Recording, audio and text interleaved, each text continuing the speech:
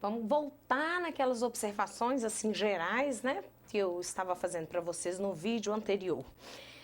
Eu falei para evitar o uso de linguagem subjetiva, né? Assim, então nós vamos usar a terceira pessoa, vamos preferir adjetivos mais técnicos, né? Assim, se for necessário usar um adjetivo valorado, um adjetivo de caráter subjetivo, que é comum de acontecer, eu devo explicá-lo depois para que minha argumentação não fique pautada no que eu acho. Falei também para preferir o uso de palavras portuguesas quando elas existirem e se não houver outra possibilidade, usar a palavra estrangeira e colocar aspas para a gente proteger em qualquer tipo de banca. Parei nessa observação que não fazer uso de perguntas retóricas. Perguntas retóricas, gente, são aquelas em que, na verdade, a gente faz para levar o leitor à reflexão. Isso é até importante na parte de interpretação de texto. A pergunta retórica, na verdade, ela não é uma pergunta de fato. Ela é um questionamento que, na verdade, faz o leitor avaliar a situação ou faz o leitor pensar criticamente sobre a situação.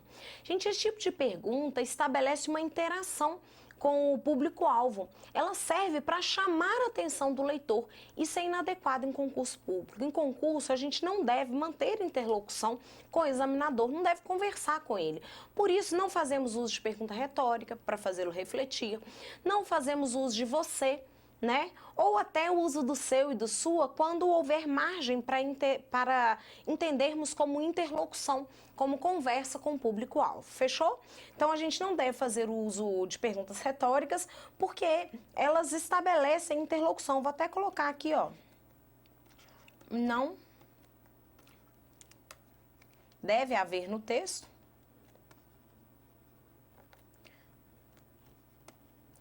interlocução.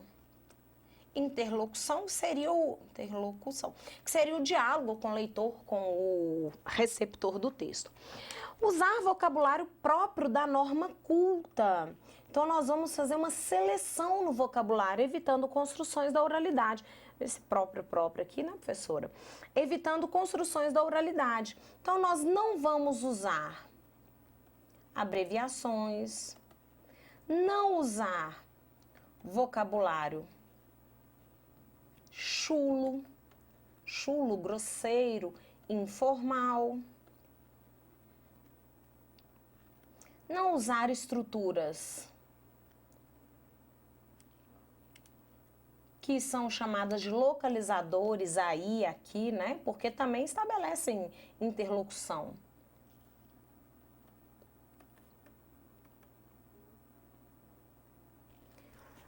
Quando eu falo aí é onde, né? Mas você está conversando com a pessoa, isso aqui estabelece interlocução, você está estabelecendo um diálogo com o seu examinador. E aí, usar conectivos, conectivos, em sua acepção correta, em sua correta acepção. Vou colocar em seu sentido adequado, correto. Como assim, professora? O cara coloca um mas para dar uma ideia de conclusão. Um mas é oposição, não é adição.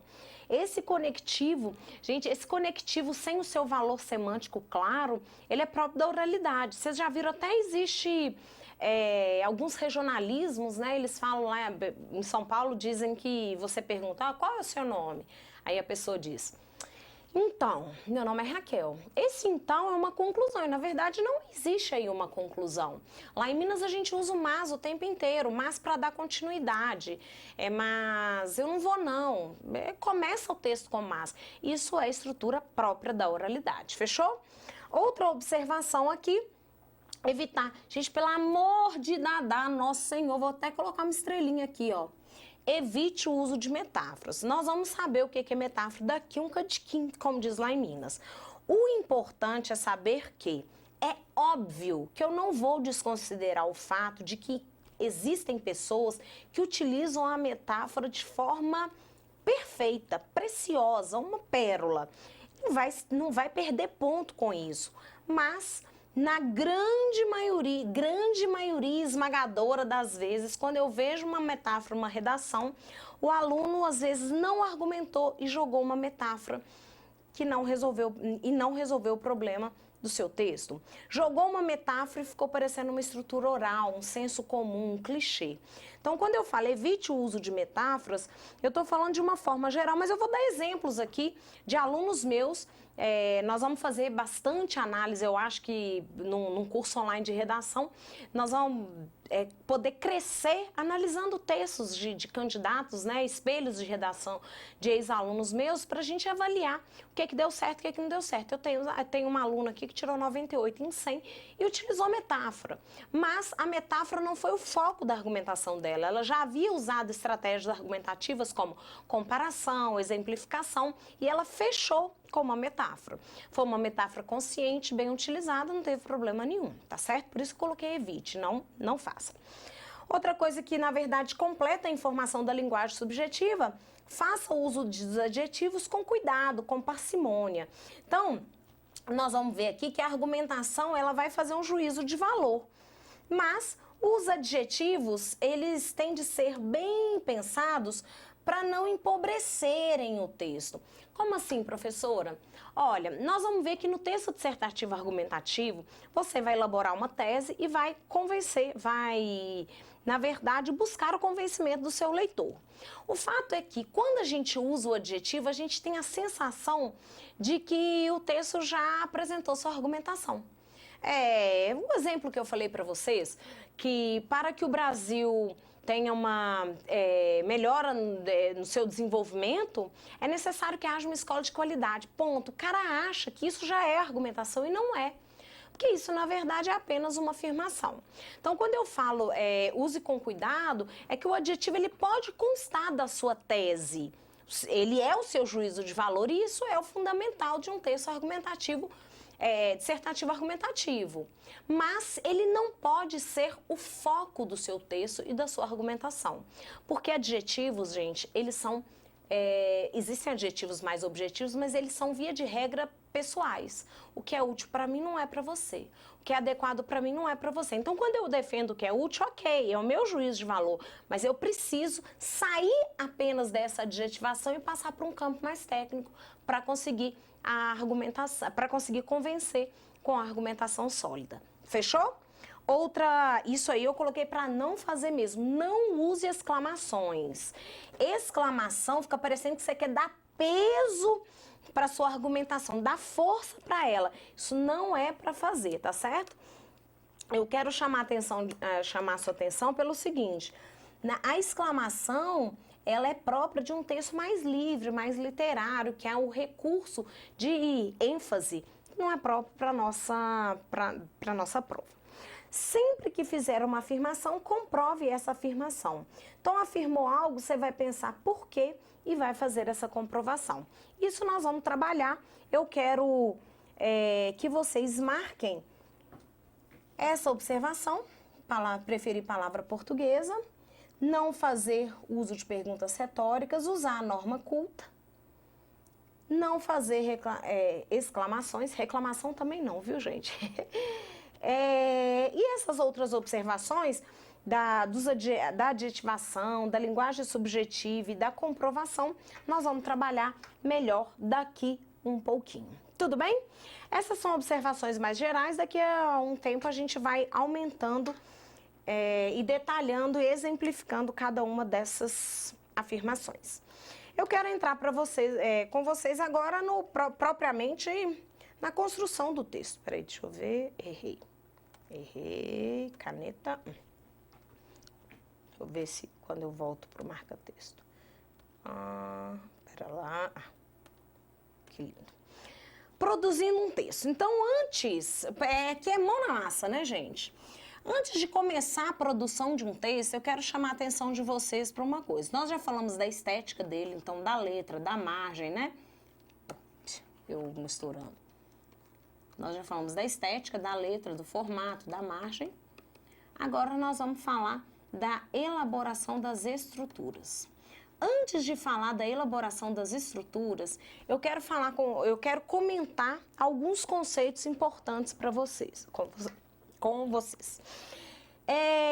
A diferença da dissertação expositiva para a dissertação argumentativa. Pessoal, é o seguinte, vocês já devem ter estudado o texto, se não tiverem estudado, estão estudando ou ainda vão estudar, mas eu queria dizer para vocês que o texto dissertativo é um texto temático, de caráter abstrato, que desenvolve uma ideia, desenvolve um tema. Eu já coloquei temático, né? Uma abstração. Então, quando eu falo de dissertação, na dissertação eu tenho diferente da narração, porque a narração te conta uma história, eu tenho uma base concreta. Então, eu vou fazer uma narração sobre a fome, eu vou contar a história do Joãozinho que passa fome, vou falar onde ele mora e etc. Quando eu vou fazer uma dissertação, eu vou falar do tema fome, de uma forma geral, dessa abstração, da miséria, da corrupção, da alegria, da felicidade. Até está associada aqui, gente, a ideia que vocês aprendem lá na terceira série primária, ou segunda, sei lá quando, que é o conceito de substantivo abstrato. Quando eu falo de dissertar, dissertar é fazer valer uma abstração. Vou falar da corrupção. Gente, corrupção não tem um rosto. Aí um aluno falou, tem sim, professor, é o rosto do fulano, do beltrano, do cicrano. Gente, esses são exemplos de pessoas corruptas. Mas a corrupção, o conceito, ele é abstrato. Dissertar isso, dissertar e discutir sobre um tema, sobre uma abstração, sobre um conceito. É importante que vocês saibam que existem dois tipos claros de dissertação. Existe a dissertação expositiva, em que o meu foco não é avaliar o tema, mas é expor fatos sobre o tema. E existe a dissertação argumentativa. Na dissertação argumentativa, eu vou mostrar o meu olhar sobre o tema. É como se, inclusive, você já soubesse. Eu vou falar lá, por exemplo, da guerra... Pego, por exemplo, da guerra do Vietnã, a guerra fria, a guerra... Pego um contexto e vai falar assim, professora, mas eu estou falando de algo concreto. Sim, são exemplos, não são? Eu pego o tema, Guerra Fria, Guerra do Vietnã, Primeira Guerra, Segunda Guerra... Pego o tema guerra e vou discutir sobre esse tema. Causa, consequência, eu vou pegar esse tema e vou trabalhar de uma forma abstrata, genérica. Se eu pegar esse tema e focar o objeto, o dado, o técnico, eu estou fazendo uma dissertação expositiva.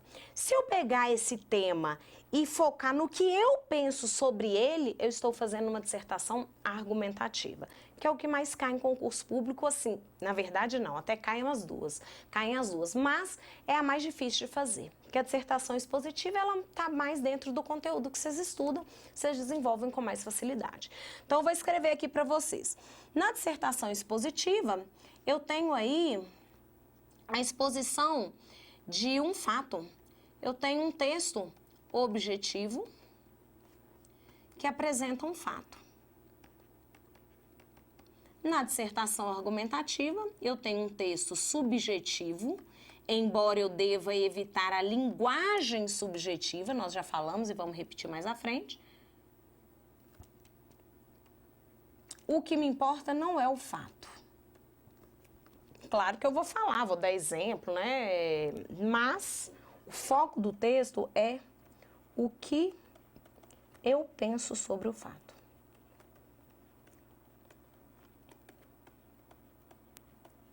Aqui, na dissertação argumentativa, há a construção de um juízo de valor. Pessoal, toda argumentação, eu vou olhar para o fato, vou falar, o que eu penso sobre isso? Eu não vou escrever em linguagem subjetiva, eu penso o quê? Não, eu penso que é lindo, eu acho que... Não, eu vou escrever numa linguagem mais objetiva, usando argumentos. Porque se meu objetivo é te convencer, se eu falar eu acho, você vai dizer assim, quem é você para achar? Então, eu vou colocar a minha opinião, o meu olhar sobre o fato, mas de uma forma mais objetiva para alcançar o convencimento do público-alvo. Fechou? É por esse tipo de texto que nós vamos começar. Nós vamos começar com o texto dissertativo argumentativo. Segunda observação que eu queria trabalhar com vocês é o que é argumentar. Argumentar será, eu vou até colocar uma definição ali, desenvolver ideias a fim de comprovar, vou colocar outra palavrinha, de defender e comprovar seu posicionamento. Outra informação importante, daqui a pouquinho vocês vão saber por quê, é a diferença entre tema e tese. Nós vamos ver que no texto argumentativo, a introdução ela será formada pela junção do tema e da tese do texto. Eu quero que vocês saibam que tema é a ideia que será desenvolvida no texto. A tese é o juízo de valor.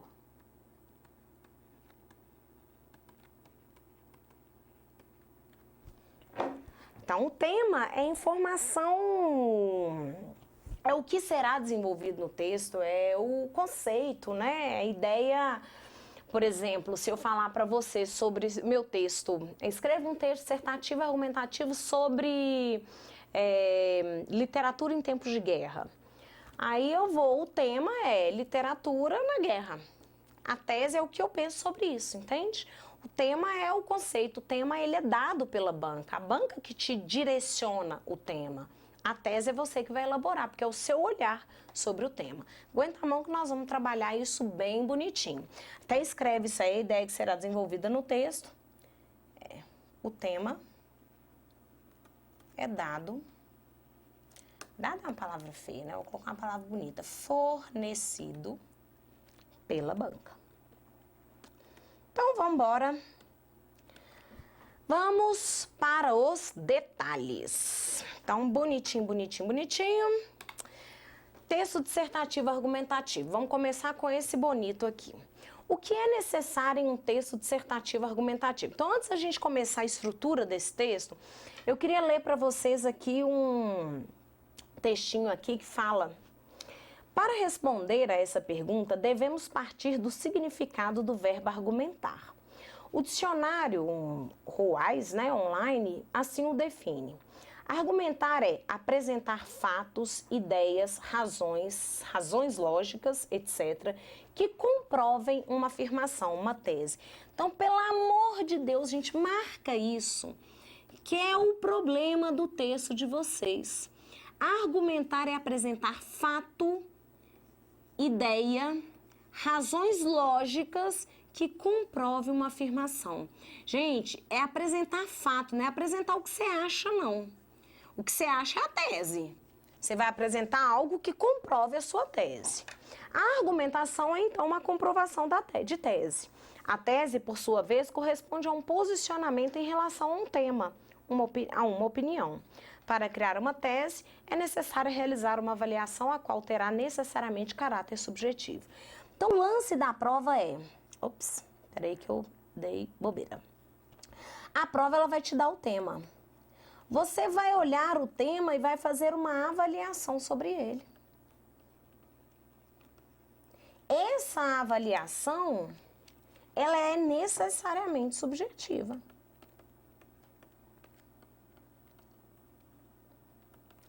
Agora, obviamente, você não vai colocar isso em linguagem subjetiva, tá certo? Vamos trabalhar então aqui. Eu quero que vocês tenham em mente, toda vez que vocês forem argumentar é apresentar um fato, é apresentar algo que vá comprovar aquilo que você defendeu. Eu vou dar um exemplo estilo Enem, só para ficar claro para vocês. Fale, por exemplo... escreva um texto dissertativo argumentativo a respeito da redução da maioridade penal. Você vai desenvolver. A minha tese é: eu sou contra a redução da maioridade penal. Isso é minha tese, é o meu juízo de valor. É um juízo de valor de caráter necessariamente subjetivo. Se é juízo de valor, é subjetivo, né?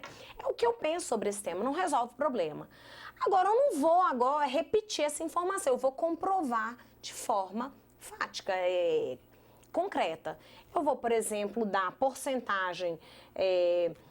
mostrar que a porcentagem de jovens que estão cometem crimes é menor, que o problema da violência está mais nas pessoas que são maiores. Ou vou dizer que os maiores podem ser punidos e cometem crime, né? Vou mostrar essa dinâmica. Posso dizer que ao reduzir a maioridade penal, as pessoas que usavam um menino de 17 anos vão usar os de 14, os de 15. Então, assim, eu vou desenvolver informação. Posso dar exemplo de algum país em que houve a redução da maioridade penal e não houve a diminuição dos problemas. Professor, não concordo. Gente, eu nem estou falando, eu nem estou levantando bandeira aqui, não. Dei um exemplo, tá? Dentro desse meu posicionamento, que não vai resolver o problema, eu vou apresentar um exemplo de um país, eu vou dar um dado estatístico, eu vou fazer uma comparação, eu vou dar trazer alguma informação que corrobore, que sustente esse meu posicionamento. Fechou? Tudo bem? Então, vamos trabalhar aqui com a estrutura do texto dissertativo argumentativo. Vamos falar do geral, daqui a pouquinho eu vou analisar um texto com vocês, tá? Texto dissertativo argumentativo. Nós já vimos que ele é um texto de caráter subjetivo e que vai apresentar uma tese, não é isso? Ele é composto basicamente por 3 partes. O texto dissertativo argumentativo ele é composto pela introdução, pelo desenvolvimento e pela conclusão. Gente, isso aqui é só o geralzão, hein? Nossa Senhora. Na introdução, haverá o tema e a tese. O tema é a ideia, é o que a banca te dá, do que você vai falar. A tese é o que você pensa sobre o tema. A pergunta é essa: o que eu penso sobre isso? Gente, o que eu penso necessariamente...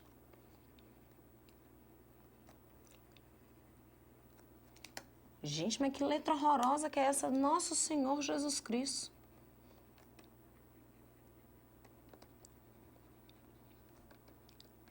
Você vai aqui fazer avaliações subjetivas. Por exemplo, é útil? Redução da maioridade penal. É inútil? Professor, não vai cair redução? Não vai, mas na FCC outro dia colocou. A literatura, em tempos de guerra, a literatura seria uma solução? Então, a literatura é útil? É inútil? É adequada? É inadequada?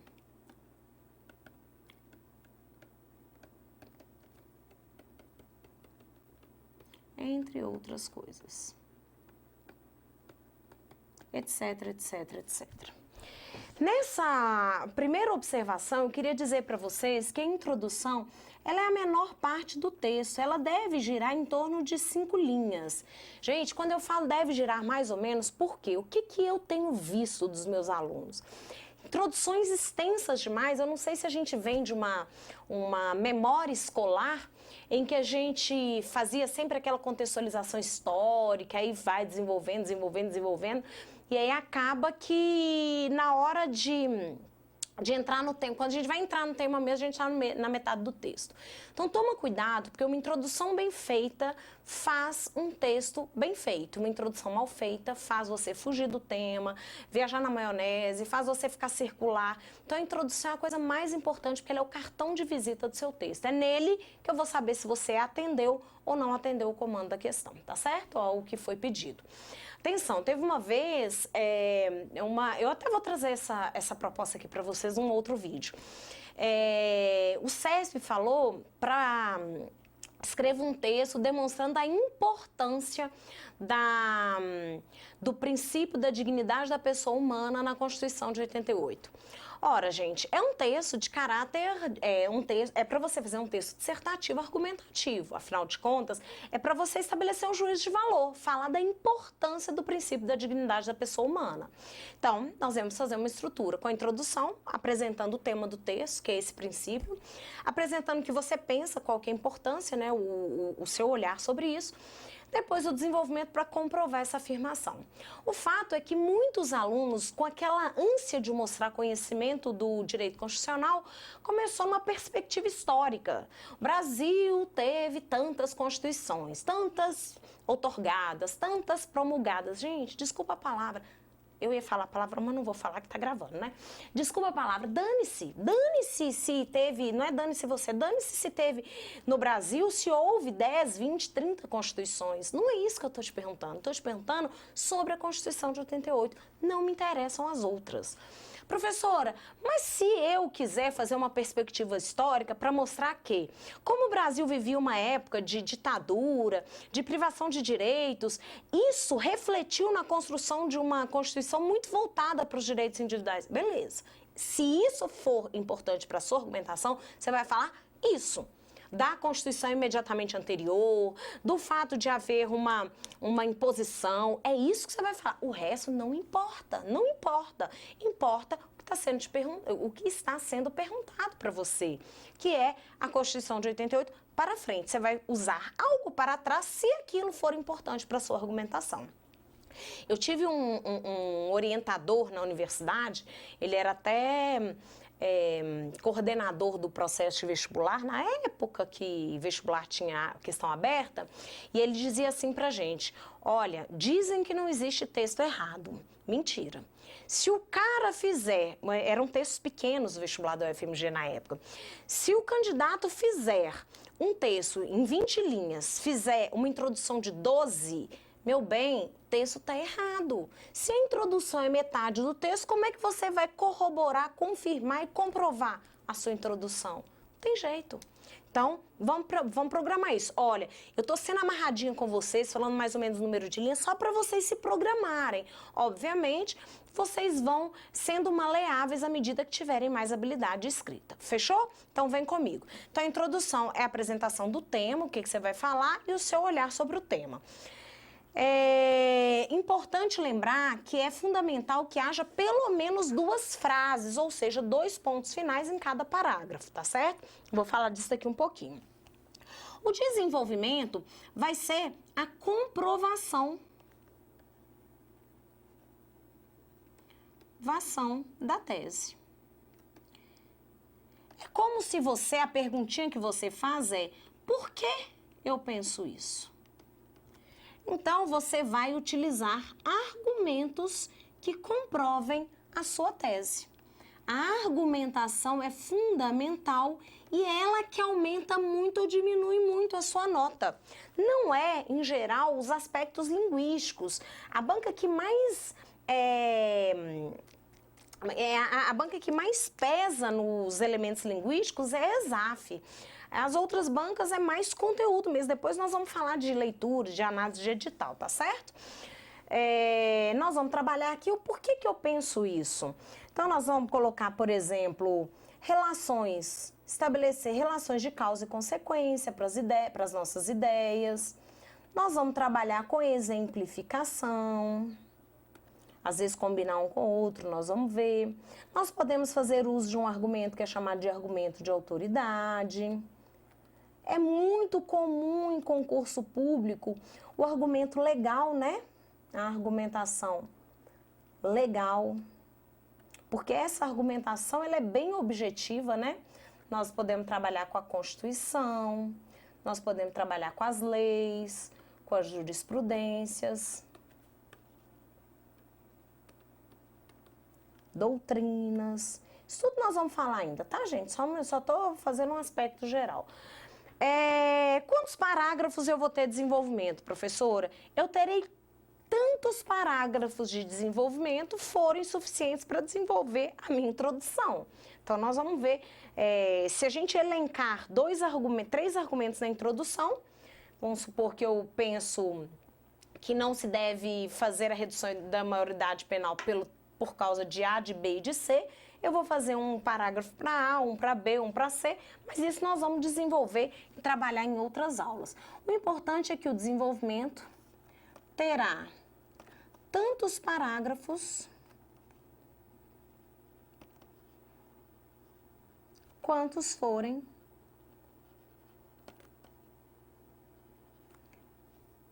os argumentos, meus argumentos.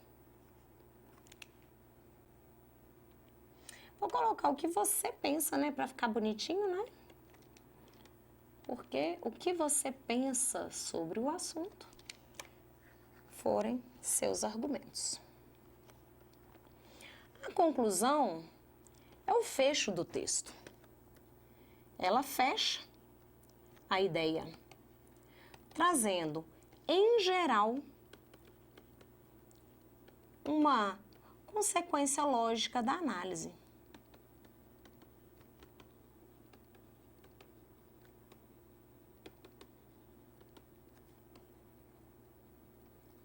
Existe um tipo de conclusão, entretanto, que é chamada de conclusão aberta, que é aquela que apresenta uma argumentação final. Como assim, professora? Você, na argumentação, você vai fechar a ideia, você vai fechar a informação. Ou você vai fazer uma conclusão síntese, ou seja, uma conclusão resumo, que é harmônica e parafrásica à introdução. Ela reescreve a introdução com outras palavras. Ou você vai fazer um tipo de conclusão aberta, que é aquela que traz uma nova ideia, como se fosse uma argumentação final. Um ademais, e aí eu jogo um argumento para dar aquele nocaute no meu receptor, né, no examinador do meu texto. Pessoal, isso aí é o aspecto geral do texto. O texto é composto de 3 partes. A introdução, que é o mais importante, você delimitar o número de linhas. Daqui, a parte maior do seu texto, e a que vai ser mais avaliada, é o desenvolvimento.